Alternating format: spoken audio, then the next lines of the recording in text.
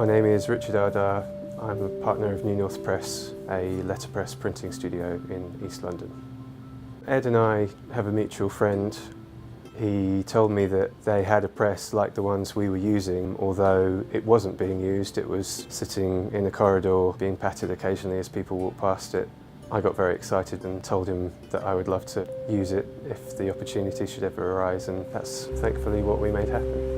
I'm Ed Arthur and I'm Managing Director of Leaf for Print. We are a family company and we've built up over time through acquiring some local print companies, and one of those had a heritage going back to the 1800s, and part of what they brought with them was the Albion press.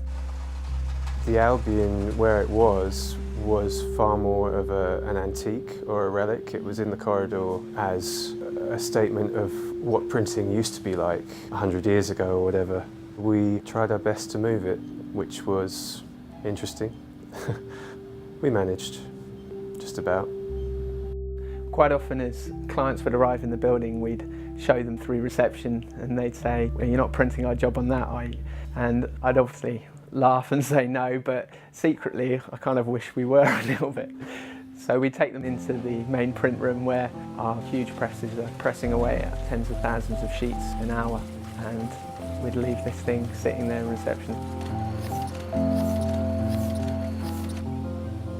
It was interesting seeing how things run at Leaf for Print, because it's the modern day equivalent of what we do, except that all of our technology here is 100 to 150 years old. So there is a connection, albeit quite a tenuous one, when you see the huge quantities and complexity of what the modern machines can do. With a lot of heaving and hoeing and some bad advice, we managed to get it into the back of a van.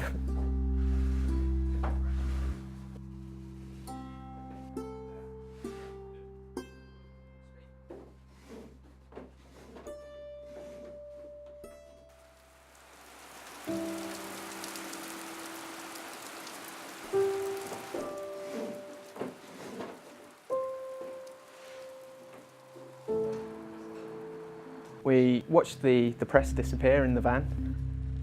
We knew it was being worked on, but didn't know to what stage it was at. So it was great to receive an invite printed on the actual press, inviting us to come here today to have a look at it working.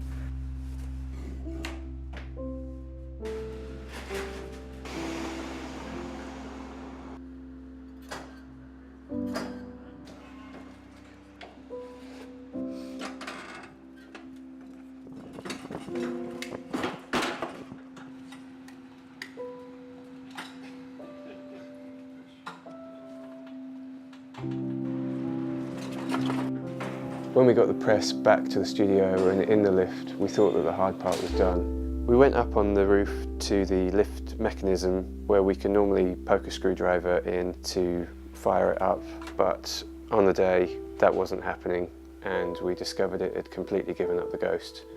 So our only option was to crank the lift by hand up to the second floor, which wasn't quick.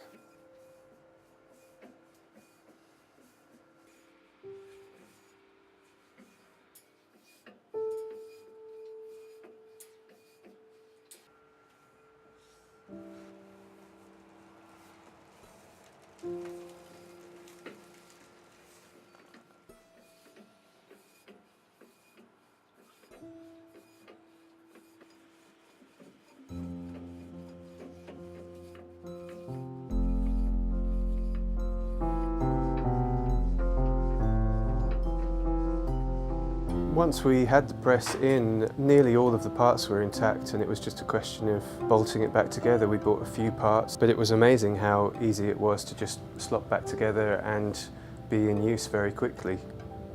We've been printing jobs on it and it prints beautifully, which is really rewarding given the effort to move it and also the age that it was probably standing doing nothing, possibly 50, 60, 70, 100 years not in use, and a few simple mechanics and it's back up and running.